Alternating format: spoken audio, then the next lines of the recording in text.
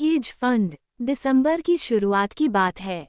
दुनिया के बाजार अमेरिका में डोनाल्ड ट्रंप की जीत के बाद मुद्राओं की उठापटक से बेजार थे।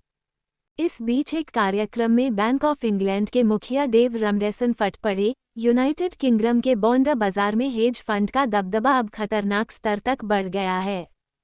बाजार पर खतरा है। यूनाइटेड किंगडम के गिल्ट बाजार के सौदों में हेज फंड का हिस्सा 30% पर पहुंच गया है, जो 2018 में केवल 15% था। बैंक ऑफ इंग्लैंड के मुखिया का डर जायज है। हेज फंड संकट में कमाई के लिए कुख्यात हैं। बैंक ऑफ इंग्लैंड बॉन्ड बाजार में किसी खतरे की स्थिति में हेज फंड की मनमानी रोकने के लिए कुछ नए कदम उठाने जा रहा है। हेज फंड इतने ताकतवर हो कैसे गए कि बैंक ऑफ इंग्लैंड कांप रहा है।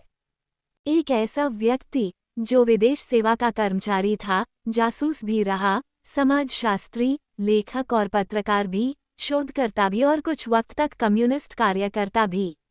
यह ऐसा शख्स था जो मशहूर अमेरिकी लेखक, कवि व सिनेमा पटकथा लेखक डोरोथी पार्कर के साथ स्पेन में टहलता था, जिसने अर्नेस्ट हेमिंग्वे के साथ भी लंबी बैठकें लगाई थी। इस व्यक्ति ने ईजाद की शेयर बाजार में निवेश की यह अनोखी कला, जिसे हेज फंड कहते हैं। इसका नाम है अल्फ्रेड विंसलो जोन्स। अमेरिका के न्यूयॉर्क राज्य के अनोखे शहर स्कनेक्टडी में यह 1900 का साल है। ये शहर अगली एक सदी में अमेरिका और पूरी दुनिया को नई तकनीकों की दिशा दिखाने की तैयारी कर रहा है।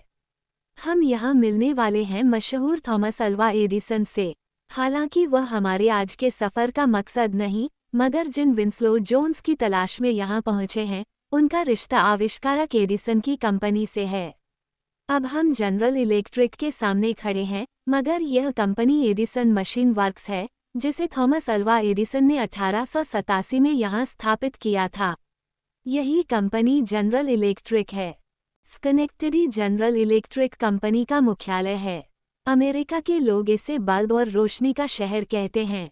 टाइम मशीन हेज फंड के चमत्कारी अन्वेषक अल्फ्रेड विंसलो जोन्स की तलाश में आगे बढ़ती है। ये 20वीं सदी की शुरुआत है। अल्फ्रेड विंसलो जोन्स के पिता ऑस्ट्रेलिया में जनरल इलेक्ट्रिक की मुलाजमत छोड़ परिवार सहित स्कनेक्टडी आ गए हैं। जोन्स ने हार्वर्ड से ग्रेजुएशन किया है और एक स्टीमर पर टिकट काट रहे हैं। हिटलर का खौफ जारी है। विंसलो जोन्स एक इन्वेस्टमेंट फर्म में आंकड़े संभालने का काम करने के बाद फिर अमेरिकी विदेश सेवा में शामिल हो गए और अब बर्लिन में हैं। जोन्स ने अपना नाम बदल लिया है। वह अमेरिका के जासूस हैं, जो हिटलर की कारगुजारियों की रिपोर्ट वाशिंगटन को भेजते हैं। आप एक यहूदी कम्युनिस्ट सोशलाइट एना ब्लॉक से विंसलो जोन्स की दोस्ती देख रहे हैं। अरे ये क्या! अमेरिकी जासूस जोन्स मार्क्सवादी स्कूल में पढ़ने लगे हैं और एक लेनिनवादी संगठन के लिए जासूसी कर रहे हैं। जोन्स ने अमेरिकी विदेश सेवा छोड़ दी है। टाइम मशीन जोन्स के साथ अमेरिका लौट रही है। विंसलो जोन्स कोलंबिया यूनिवर्सिटी से समाजशास्त्र में पीएचडी करने में जुट गए हैं। 1936 का दौर है। स्पेन गृहयुद्ध से जूझ रहा है। यह 1949 है। फॉर्च्यून पत्रिका में छपा उनका फैशन इन फोरकास्टिंग लेख नई सनसनी बन गया है। ये लेख शेयर बाजार में उतार चढ़ाव की संभावनाओं के आकलन के तौर तरीकों पर केंद्रित है और इस लेख पर शोध के दौरान जॉस को अपना यूरेका मिल गया है, यानी हेज फंड बनाने का चमत्कारिक फॉर्मूला। इस शोध से पहले तक शेयर बाजार में माना जाता था कि शेयर बाजार का रुख उस वक्त की सभी घटनाओं को समेटकर ही तय होता है। ये ट्रेंड इन्वेस्टिंग और इस वक्त 20वीं सदी के मध्य तक शेयर बाजारों में इसी तरह निवेश होता रहा है। ट्रेंड इन्वेस्टिंग का मतलब है कि कोई शेयर बाजार की बढ़त की तुलना में कम ग्रोथ दिखा रहा है, तो उसे खरीदकर मुनाफा कमाया जा सकता है। Jones market neutral portfolio strategy लेकर आए हैं। जोन्स ने बताया कि बाजार में निवेश करने के लिए दो तर्ज के जोखिम हैं, जिन्हें अलग अलग रखा जाना चाहिए। पहला बाजार के उतार चढ़ाव का जोखिम और दूसरा कंपनी के उतार चढ़ाव का जोखिम। हेज फंड दोनों पर अलग अलग निवेश करते हैं। फॉर्च्यून पत्रिका में लेख छपने से पहले जोन्स ने हेज फंड की तैयारी कर ली है। इस फंड का नाम है AW जोन्स। जोन्स ने $40,000 की अपनी बचत का इस्तेमाल किया है। $60,000 लगाए उनके दोस्तों ने। शुरुआती निवेश करने वालों में कम्युनिस्ट लुइस फिशर भी हैं, जो व्लादिमीर लेनिन की जीवनी लिखकर चर्चा में आए हैं। जॉस उन शेयरों को खरीद रहे हैं जिनमें बढ़त की संभावना है। वो उन शेयरों में शॉर्ट सेल भी करते हैं जिनमें गिरावट होने के आसार थे, यानी दोनों तरफ से कमाई। जोन्स की रणनीति बाजार में स्टॉक केंद्रित है, बाजार के रुख पर दांव नहीं लगाया जाता।